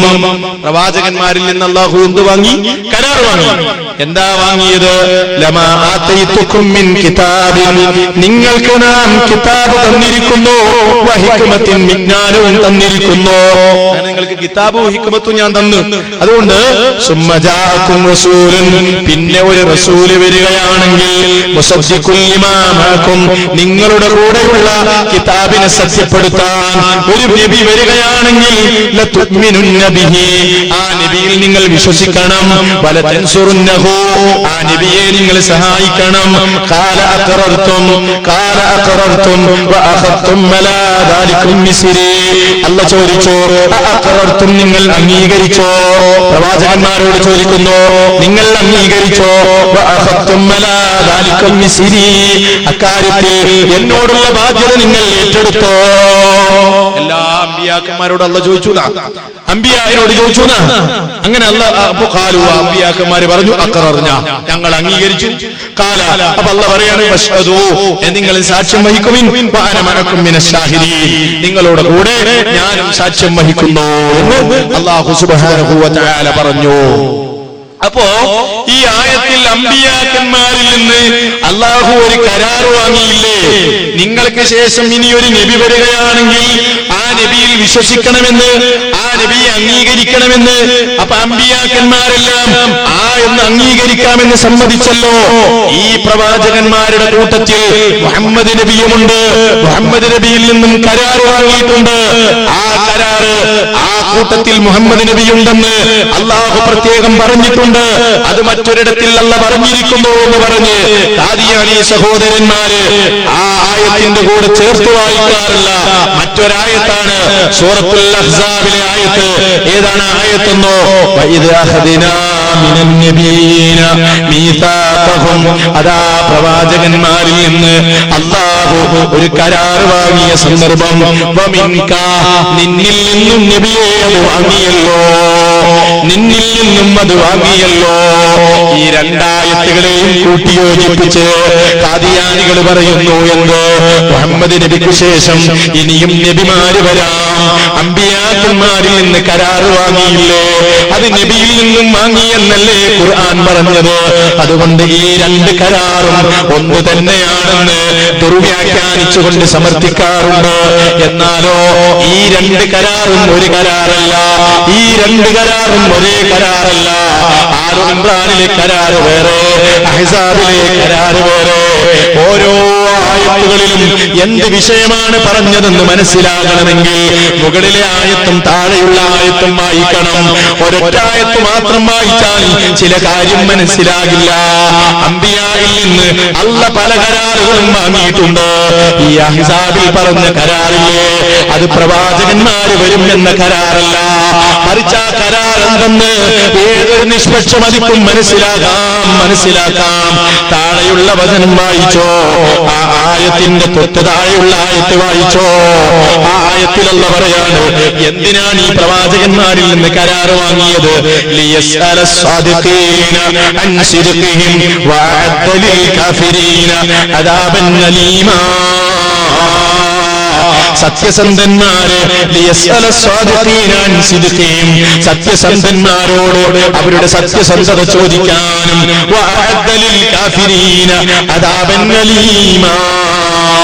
കാഫിരീങ്ങൾക്ക് വേദനാജനകമായ ശിക്ഷ ഒരുക്കി വെക്കാനും വേണ്ടിയാണിത്. ഖാദിയാനികളുടെ വാദപ്രകാരം സൂറത്തുൽ അഹ്സാബിലെ ആയത്തിൽ പ്രവാചകന്മാര് വരും എന്ന കരാറാണ് എന്ന് പറഞ്ഞാൽ പറയേണ്ടി വരും പ്രവാചകന്മാരിൽ സത്യവാദികളും കള്ളന്മാരും ഉണ്ടെന്ന് പറയേണ്ടി വരും. അല്ലാഹു അയച്ച പ്രവാചകന്മാരിൽ തന്നെ കള്ളന്മാരും സത്യവാദികളും ഉണ്ടെന്ന് പറയേണ്ടി വരും. അങ്ങനെ ഒരു അഭിപ്രായം ഖാദിയാനികൾക്കുണ്ടോ? ഉണ്ടെങ്കിൽ അതവര് പറയണം. അപ്പോൾ നിങ്ങൾ പറഞ്ഞ ആയത്തിന്റെ നേരെ വിപരീതമാകും താഴെയുള്ള ആയത്തിന്റെ അർത്ഥം. എന്നാലോ ഈ ആയത്തിൽ പറഞ്ഞ കരാർ ഏതാണ്? അമ്പിയാക്കന്മാരെ, അഹ്സാബിലെ കരാറാണ് പറയുന്നത്. അമ്പിയാക്കന്മാരെ, നിങ്ങൾക്ക് നാം നൽകിയ സന്ദേശം നിങ്ങൾ കൃത്യമായി ജനങ്ങൾക്ക് പ്രബോധനം ചെയ്യണം. അതിൽ നിങ്ങൾ വീഴ്ച വരുത്തല്ല. അങ്ങനെ നിങ്ങൾ പ്രബോധനം ചെയ്തെങ്കിലേ അത് സ്വീകരിച്ചവരെ കുറിച്ച് എനിക്ക് ചോദ്യം ചെയ്യാൻ പറ്റുമോ? സ്വീകരിച്ചവരുടെ സത്യസന്ധത എനിക്ക് ചോദിക്കാൻ പറ്റുമോ? സ്വീകരിക്കാത്ത കാഫിരികളില്ലേ, അവർക്കെനിക്ക് നരകം ഒരുക്കി വെക്കാൻ എങ്കിലേ പറ്റൂ. അതുകൊണ്ട് നിങ്ങൾ ഞാൻ തന്ന ആ മെസ്സേജ് കൃത്യമായി പ്രബോധനം ചെയ്യണേ എന്ന് അമ്പിയായിന് നൽകിയ കരാറാണ് അഹ്സാബിലെ കരാർ. രണ്ടും ഒന്നാണെന്ന് പറയണ്ട, രണ്ടും ഒന്നാണെന്ന് പറയാൻ മെനക്കെടരുത്. കാരണം എന്തേ? മഹാനായ മുഫസ്സിർ മഹാനായ മുഫസ്സിർ അതാ ഇബ്നു കസീർ റഹ്മത്തുള്ളാഹി അലൈഹി ആയത്തിന്റെ വ്യാഖ്യാനം പറയുന്നു. നിങ്ങൾക്ക് ഇബ്നു കസീർ അന്യമാണോ? അംഗീകരിക്കുമോ? നിങ്ങൾക്ക് ആവശ്യമുള്ളിടത്ത് തഫ്സീർ നിങ്ങൾ ഉദ്ധരിക്കാറില്ലേ? എങ്കിൽ നിങ്ങൾക്കെതിരാകുന്ന വിഷയത്തിൽ നിങ്ങൾ തഫ്സീർ ഒരിക്കലും സ്വീകരിക്കാറുമില്ല. എന്നാൽ അതാ ഇബ്നു കസീർ പറയുകയാണ്, ഇന്നഹു അഖദ അലൈഹിമുൽ അഹ്ദ വൽ മീസാഖ ഫീ ഇഖാമത്തി ദീനില്ലാഹി വഇബ്ലാഗി റിസാലതിഹി. ഏതാ അംബിയായിൽ നിന്ന് അഹ്സാബിൽ പറഞ്ഞ കരാർ ഏതാ? അതാ അല്ലാഹ് അവരിൽ നിന്ന് കരാർ വാങ്ങി. ഫീ ഇഖാമത്തി ദീനില്ലാഹ്, അല്ലാഹുവിന്റെ ദീന് അവരെ നിലനിർത്തുമെന്ന്, വഇബ്ലാഗി റിസാലതിഹി, അവന്റെ സന്ദേശം അവരെ എത്തിച്ചു കൊടുക്കുമെന്ന്, പ്രബോധനം ചെയ്യുമെന്ന് ആ കരാറാ വാങ്ങിയത്. അതല്ലാതെ പ്രവാചകന്മാര് വരുന്ന കരാറല്ല. അപ്പോ സൂറത്തു ആൽ ഇംറാനിലെയും അഹ്സാബിലെയും കരാറുകൾ രണ്ടും രണ്ട് കരാറാണ്, രണ്ടും ഒന്നല്ല. ഇത് പറയുമ്പോ ഖാദിയാനികൾ ചോദിക്കും, നിങ്ങളുടെ അമാനി മൗലവി എഴുതി വെച്ചിട്ടില്ലേ? ഇത് രണ്ടും ഒരു കരാറാണെന്ന് പറഞ്ഞിട്ടില്ലേ? നിങ്ങൾക്ക് നിഷേധിക്കാനാകുമോ? അമാനി മൗലവി എഴുതിയില്ലേ രണ്ടും ഒരു കരാറാണ്? അത് അഹ്സാബിലെ കരാറും അതേപോലെ ആൽ ഇംറാനിലെ കരാറും ഒരു കരാറാണെന്ന് എഴുതിയില്ലേ?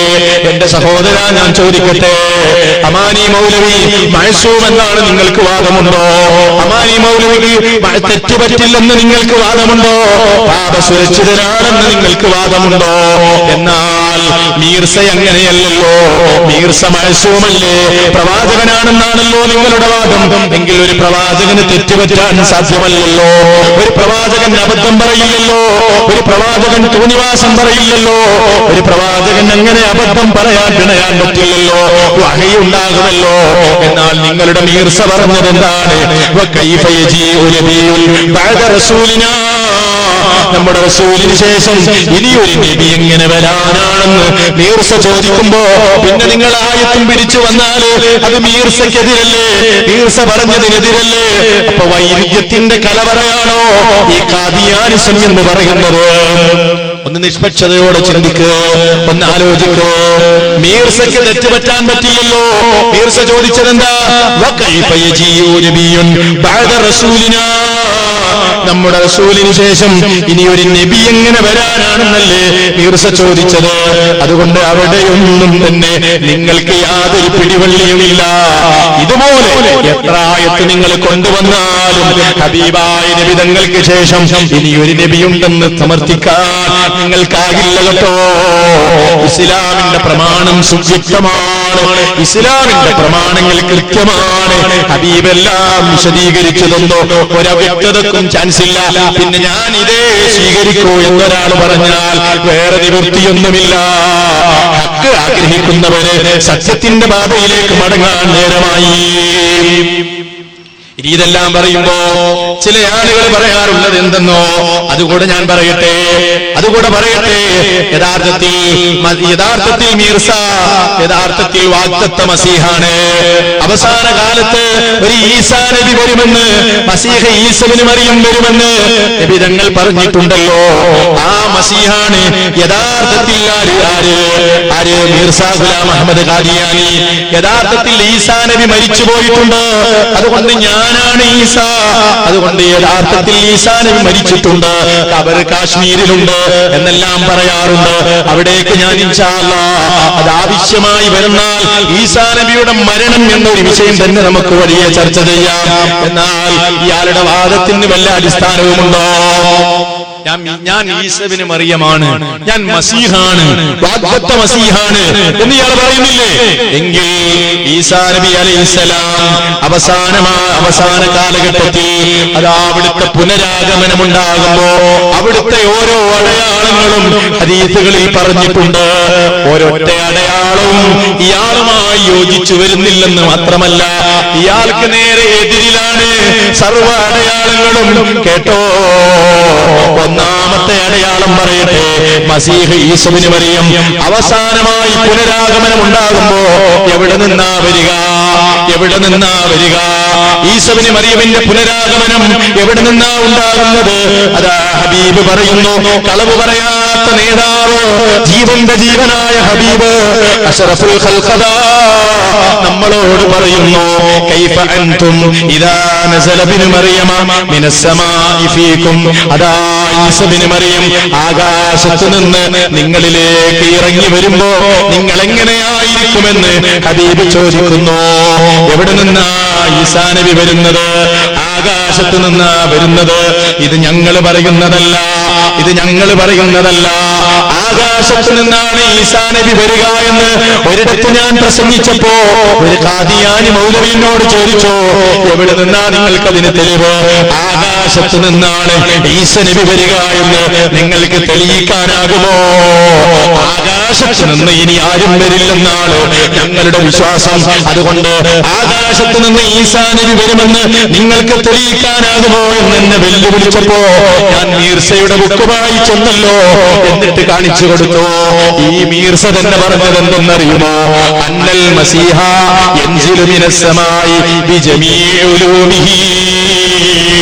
അതാ ഈസാ നബി യൻസിലു മിനസ് സമായി ആകാശത്ത് നിന്ന് ഇറങ്ങി വരുന്നു. ബിജമീഇ ഉലൂമിഹി അദ്ദേഹത്തിന്റെ സർവ്വ അടയാളങ്ങളുമായി ആകാശത്ത് നിന്നാ ഇറങ്ങി വരിക. മീർസ വന്നത് ആകാശത്ത് നിന്നാണോ? ഇത് ചിന്തിക്കാൻ വലിയ ബുദ്ധിയാണോ? മീർസ വന്നത് എവിടുന്ന? പഞ്ചാബിലെ ഗുരുദാസ്പൂർ ജില്ലയിലെ കാദിയാൻ എന്ന പ്രദേശത്ത് ഗുലാം മുർത്തലയുടെയും ചിറാഗ് ബീവിയുടെയും മോനായിട്ടല്ലേ മീർസ ഇവിടെ ജനിക്കുന്നത്? ആകാശത്ത് നിന്ന് വന്നവനാണോ മീർസ? നിങ്ങൾക്ക് അങ്ങനെ വാദമുണ്ടോ? എങ്കിൽ നിങ്ങൾ അത് പറയണം. അതാണ് നിങ്ങൾ പറയേണ്ടത്. ആകാശത്ത് വന്നവനാണോ മീർസ? ആകാശത്ത് നിന്നല്ല. ഗുലാം മുർത്തലയുടെ ചിറാഗ് ബീവിയുടെ മോനായി ഇവിടെ ജനിച്ചു വളർന്ന് പിറന്നു വീണവനല്ലേ മീർസ ഗുലാം അഹമ്മദ് ഖാദിയാനി. അപ്പോ ഒന്നാമത്തെ അടയാളം തന്നെ അതാ പൊളിഞ്ഞില്ലേ? ഒന്നാമത്തെ അടയാളം തന്നെ പൊളിഞ്ഞിട്ടുണ്ട്. ഇനിയോ ഈ ഈസബിന് മറിയം വരുമ്പോ നോക്കൂ നിങ്ങൾ, മഹാനായ ഈസബിന് മറിയം വരുമ്പോ എവിടെയാണ് മഹാനായ ഈസബിന് മറിയം വരുന്നത്? അതും ഹദീസുകളിൽ വളരെ വ്യക്തമായിട്ട് വളരെ കൃത്യമായി നബി സല്ലല്ലാഹു അലൈഹി വസല്ലം നമുക്ക് വിശദീകരിച്ചു തന്നിട്ടുണ്ട്.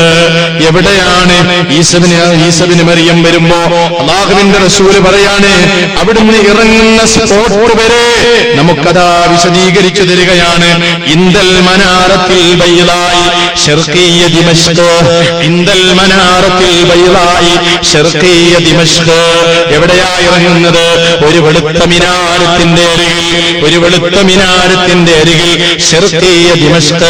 ദിമശ്കിന്റെ കിഴക്ക് ഭാഗത്തുള്ള സ്വഹീഹ് മുസ്ലിമിൽ കാണാം, ദിമശ്കിന്റെ കിഴക്ക് ഭാഗത്തുള്ള വെള്ള മിനാരത്തിന്റെ അടുത്തല്ലേ മഹാനായ ഈസബിന് മറിയം ഇറങ്ങുന്നത്? ഇന്നും നിങ്ങൾ ഇന്റർനെറ്റ് പരിശോധിച്ചാൽ കാണാം, ജീസസ് മിനാർ എന്ന പേരിൽ അതാ ദിമശ്കിന്റെ കിഴക്ക് ഭാഗത്തുള്ള വെള്ള മിനാരം ഹക്കാണോ ബാത്തിലാണോ എന്ന് എനിക്കറിയില്ല. ഇന്റർനെറ്റിൽ ജീസസ് മിനാർ എന്ന പേരിൽ ഒരു പള്ളി വരെ കാണാം. അതിന്റെ അടുത്താണത്രേ മഹാനായ ഈസബിന് മറിയം ഇറങ്ങുന്നത്. എന്നാലോ യഥാ കാദിയാൻ എന്ന പ്രദേശം ദിമശ്കാണോ എനിക്കറിയില്ല. അവിടെ വെള്ള മിനാരമുണ്ടോ എനിക്കറിയില്ല. നിബിധങ്ങൾ പറഞ്ഞ ദിമശ്കിന്റെ കിഴക്ക് അത് കാദിയാനിൽ എവിടെയാണ്? ഇന്ത്യ രാജ്യത്തുള്ള ഗുരുദാസ്പൂരിലെ കാദിയാനാണോ ദിമശ്ക്? അറിയാതിട്ട് ചോദിക്കുകയാണ്, എന്തടയാളമാണ് ഈ മീർസയുമായി ഈസാ നബിയുടേത് യോജിച്ചു വന്നത്? ഇനി എങ്ങനെയാണ് അവിടുന്ന് ഇറങ്ങി വരുന്നതെന്നോ അതാ റസൂലുള്ളാഹി പറയുകയാണ്, ബൈന മഹ്റൂബത്തൈനി വാദിയൻ കഫൈഹി അലാ അജ്നിഹത്തി മലക്കൈനി ഇദാ തൗതറസഹു ഖതറ വഇദാ റഫഅഹു തഹദ്ദറ മിൻഹു ജുമാനുൻ കല്ലുലുഇ വലഫലാ യഹില്ലു ലികാഫിരിൻ യജിദു റീഹ നഫസിഹി ഇല്ലാ മാതാ വനഫസുഹു യൻതഹി ഹൈസു യൻതഹി തുർഫുഹു. റവാഹു ബുഖാരി റവാഹു മുസ്ലിം. അവിടുന്ന് ഉദ്ധരിക്കുന്ന ഹദീസിൽ ഇമാം മുസ്ലിമിൽ കാണാം, നബിതങ്ങൾ പറയുന്നു, ബൈന മഹ്റൂദത്തൈൻ, രണ്ട് മഞ്ഞ വസ്ത്രം ധരിച്ചിട്ടാണ് അവിടുന്ന് വരുന്നത്. രണ്ട് മഞ്ഞ അതല്ലെങ്കിൽ രണ്ട് കുങ്കുമ വസ്ത്രം ധരിച്ചിട്ടാണ്, കുങ്കുമ നിറത്തിലുള്ള അതല്ലെങ്കിൽ മഞ്ഞ നിറത്തിലുള്ള രണ്ട് വസ്ത്രം ധരിച്ചിട്ടാണ് അവിടെ ഇറങ്ങുന്നത്. വൈരമെങ്ങനെ വാളിയാൻ കഫൈഹി അലാ അജ്നിഹത്തി മലക്കൈനി, രണ്ട് മലക്കുകളുടെ ചുമലിൽ കൈവച്ചുകൊണ്ടല്ലേ മഹാനവറുകൾ ഇറങ്ങി വരുന്നത്. ഇതാ അവിടുത്തെ തലതാഴ്ത്തിയാൽ വെള്ളമുറ്റി വീഴുന്നു, തല ഉയർത്തിയാൽ പവിഴം പോലെയുള്ള മുത്തുകളതാ ഉതിർന്നു വീഴുന്നു. ഒരു കാഫിറിനും അനുവദനീയമല്ല അവിടുത്തെ ശരീരത്തിന്റെ ഗന്ധം ആസ്വദിക്കാൻ അതങ്ങ് ആസ്വദിച്ചാൽ ശരീരത്തിന്റെ ഗന്ധം അതങ്ങ് ശ്വസിച്ചു കഴിഞ്ഞാൽ ഇല്ലാമാത്ത കാഫിർ മരിക്കുന്നു. കണ്ണെത്തുന്ന ദൂരത്തേക്ക് അവിടുത്തെ ശരീരത്തിന്റെ ഗന്ധവും പഠിച്ചു വീശുന്നു. ആ നിലക്ക് മഹാനായ ഈസവിന് മറിയം ഇറങ്ങുന്നതെങ്ങനെയാണ്? ബൈന മഹ്റൂബത്തൈനി, രണ്ട് മഞ്ഞ വസ്ത്രം ധരിച്ചിട്ട്. അപ്പോ രണ്ട് മഞ്ഞ വസ്ത്രം ധരിച്ചിറങ്ങുക. അപ്പൊ മീർസാ ഗുലാം അഹമ്മദ് ഖാദിയാനി മീർസാ സാഹിബ് ആലോചിച്ചു, ശരിയാണല്ലോ, ഈസാ നബി വരുമ്പോ രണ്ട് മഞ്ഞ ഡ്രസ്സ് ധരിച്ചിട്ടാണല്ലോ വരിക എന്ന് പറഞ്ഞിട്ടുണ്ടല്ലോ. അപ്പൊ മഞ്ഞ ഡ്രസ്സ് എവിടെ? എനിക്കതില്ലല്ലോ. ബാക്കിയുള്ളത് ഏതായാലും യോജിക്കുന്നില്ല, ഇതെങ്കിലും ഒപ്പിക്കണ്ടേ? അപ്പൊ ഒപ്പിക്കാൻ വേണ്ടി മൂപ്പര് പറഞ്ഞത് കേട്ടോ, മഞ്ഞ വസ്ത്രം എന്ന് പറഞ്ഞാൽ അതിനയാളൊരു വിശദീകരണം നൽകിയിട്ടുണ്ട്. അത് ബഹുരസമാണ് കേട്ടോ. മഞ്ഞ വസ്ത്രങ്ങൾ എന്ന് പറഞ്ഞാൽ അത് രണ്ട് രോഗങ്ങളാണ്. രണ്ട് രോഗങ്ങൾ എന്നിൽ നിലനിന്ന് വരുന്നു. ഒന്ന് ശരീരത്തിന്റെ മേൽഭാഗത്തും മറ്റേത് കീഴ്ഭാഗത്തും. ഒന്ന് ശരീരത്തിന്റെ മേൽഭാഗത്താണ്, മറ്റേത് കീഴ്ഭാഗത്താണ്. മേൽഭാഗത്ത് തലചുറ്റലാണ്, കീഴ്ഭാഗത്തേത് മൂത്രാധിക്യമാണ്. ഞാൻ അല്ലാഹുവിനാൽ അയക്കപ്പെട്ടവനാണെന്ന വാദം എന്ന് തുടങ്ങിയോ അന്ന് മുതൽ ഈ രണ്ട് രോഗങ്ങളും തുടർച്ചയായി നിലനിന്ന് വരുന്നു.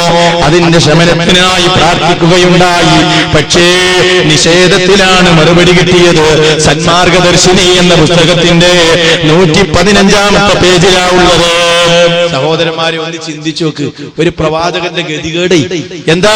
അടയാളം, അയാൾ വന്ന അടയാളം, ഈസാ നബി വരുന്ന അടയാളം ഹദീസിലുള്ളത്. അപ്പൊ വരുന്ന അടയാളം പറഞ്ഞതാ രണ്ട് മഞ്ഞ ഡ്രസ്. ആ അടയാളം പറഞ്ഞത് ഇയാൾ എന്താണെന്നറിയോ? ഒന്ന് മൂത്രവാർച്ചയും മറ്റൊന്ന് തലചുറ്റലും. ഈ മൂത്രവാർച്ച ജനങ്ങൾക്ക് കാണിച്ചു കൊടുക്കാൻ പറ്റുമോ? ഞാൻ വരുന്ന ഞാൻ പ്രവാചകനാണ്, കണ്ടോളി, ഇതായുള്ള തെളിവാണ് മൂത്രവാർച്ച, കാണിക്കാൻ പറ്റും. അടയാളം പറഞ്ഞതല്ലേ അത് ബൈന മഹ്റൂബത്തൈനി എന്നുള്ളത്. ഈ അടയാളം അയാൾ പറയാം മൂത്രവാർച്ചയാണ്. ആ മൂത്രവാർച്ച അടയാളമായി ജനങ്ങൾക്ക് കാണിച്ചു കൊടുക്കാൻ പറ്റുന്ന സംഗതിയാണോ? എന്താണ് ഈ പറയുന്നത്? ഒരു ബോധവുമില്ലാതെ എന്തെല്ലാം പറയുന്നു. മഹാനായ നബി സല്ലല്ലാഹു അലൈഹി വസല്ലം ഈസാ നബിയുടെ ഈ ഇറങ്ങലിന്റെ വരവിന്റെ ആഗമന പുനരാഗമനത്തിന്റെ സർവ്വ അടയാളങ്ങളും കൃത്യമായി പറഞ്ഞു. ഓരോ വിഷയങ്ങളും എണ്ണി പറഞ്ഞു. ഓരോന്ന് വിശദീകരിക്കാൻ എനിക്ക് സമയമില്ല. എന്റെ സഹോദരന്മാരെ, വഴിയെ ആവശ്യമായ കാര്യങ്ങൾ ഇൻഷാ അല്ലാഹ് ഈസാ നബിയുടെ മരണവുമായി ബന്ധപ്പെട്ട് തന്നെ ഒട്ടനവധി സംഗതികൾ വിശദീകരിക്കാനുണ്ട്. അതുമായി ബന്ധപ്പെട്ട വിഷയം വഴിയെ ആവശ്യം വരുമെങ്കിൽ അതും നമുക്ക് പറയാം. അതുകൊണ്ട് നിങ്ങൾ ഒരു കാര്യം ബോധ്യമാകണം, ഒരു കാര്യം നിങ്ങൾക്ക് മനസ്സിലാകണം. അതെന്താണ്? ഇസ്ലാമിന്റെ പ്രമാണങ്ങൾ എവിടെ എങ്ങനെ പരിശോധിച്ചാലും അവസാനമായി നിബിധങ്ങൾക്ക് ശേഷം ഇനി ഒരു നബി വരുമെന്ന് എവിടെയും നമുക്ക് കാണുക സാധ്യമല്ല. എവിടെയും അങ്ങനെ ഒരു സൂചന പോലുമില്ല. മറിച്ച് അതിന് എതിരാണ്. വരൂലാന്ന് കൃത്യമായിട്ട് പറഞ്ഞു. ഖുർആനിലും ഹദീസിലും എല്ലാം വരികയില്ലെന്ന് കൃത്യമായി പറഞ്ഞു. ഇങ്ങനെയെല്ലാം വിശദീകരിക്കപ്പെട്ടിട്ടും വിശദീകരിച്ചു തന്നിട്ടും ഈ സത്യപാതയിൽ നിന്ന് അകന്നു പോകുകയാണെങ്കിൽ അത് ഭയങ്കര അപകടകരമായിരിക്കും. അത് സത്യത്തിൽ നിന്ന് ബഹുദൂരം അവൻ അകന്നുപോയി നാളെ പാരത്രിക ലോകത്ത് മോക്ഷം ലഭിക്കാതെ വളരെ അപകടത്തിൽപ്പെട്ടു പോകാൻ സാധ്യതയുണ്ടെന്ന തിരിച്ചറിവ് എന്റെ സഹോദരന്മാർക്ക് വേണം.